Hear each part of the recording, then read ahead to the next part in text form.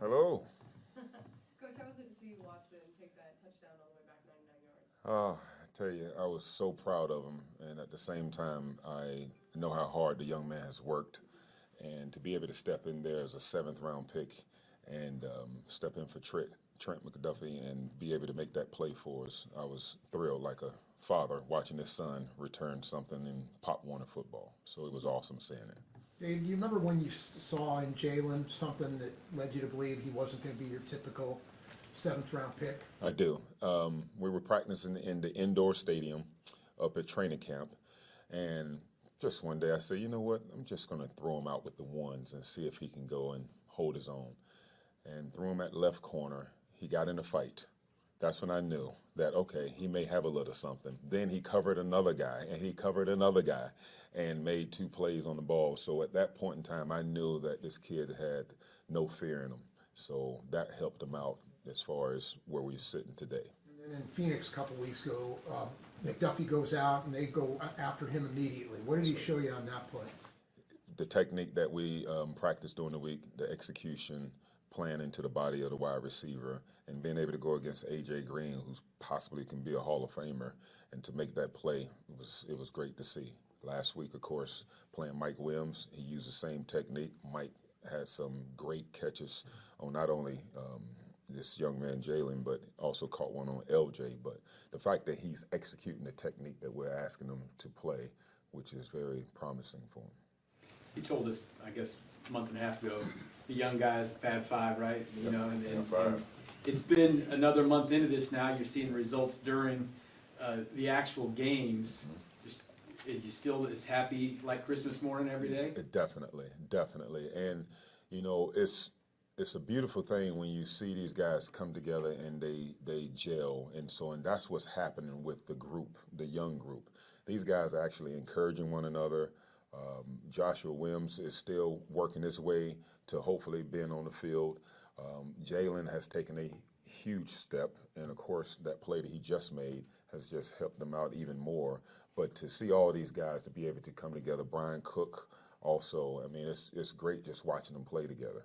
It really is. And guys are rookies. You know, we have some veterans that are over there on the sideline watching the rookies go out there and, you know, compete.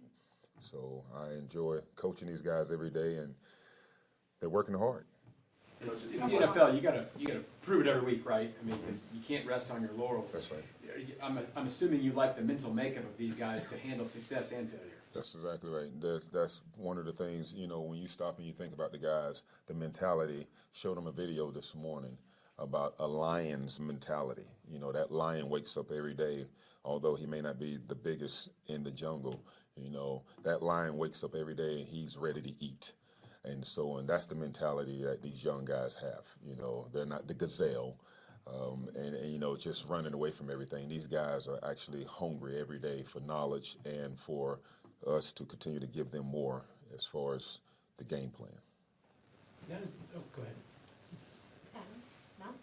Now you've had a chance to see it on the field with Justin Reed. What has he really brought to you as far as the leadership and the experience of that group? You know, when you look at Justin Reed and his role, what Justin Reed is doing is he's Dan Sorensen and Tyron at the same time. He has a lot on his plate. So he's playing dime for us. He's playing free safety for us. He has a lot of responsibility. So one of the things that he's done the first 2 weeks is the fact that he's in his playbook. He knows what to do, and he's not making mental mistakes. So mental errors are one thing that'll get you beat right away.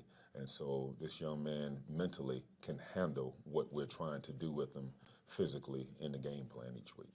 So that's a big stepping stone for him. Coach, it seems like every week there's a big bodied receiver. You talked about A.J. Green, you had Mike Williams, Yep. you know, you got Michael Pittman this week, and then even Mike Evans the next week Right. on his return. What do you tell these young guys who are also pretty big in their size? What do you tell these guys to just keep battling? What's your message? Yeah, you know, the thing is that when we look at these particular receivers, these guys possess one thing, which is a big radius for catch area. So one of the things that I make sure that I try to talk to my guys about is being physical at the line of scrimmage and making sure that you don't create separation. Not saying that these guys can't run by us, but just understand that our size should try to match their size, and let's try to be physical at the line as well as once you're in phase.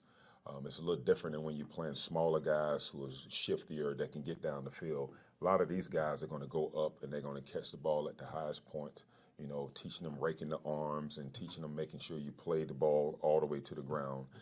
Those are the things, those are the techniques that we're working. And so, but again, not to take away from the speed of these big guys, but let's get into their bodies and try to stay close with them. And that's one of the things that Watson is doing. Thanks, everyone. All right, thank you. Thank you, Coach. All right.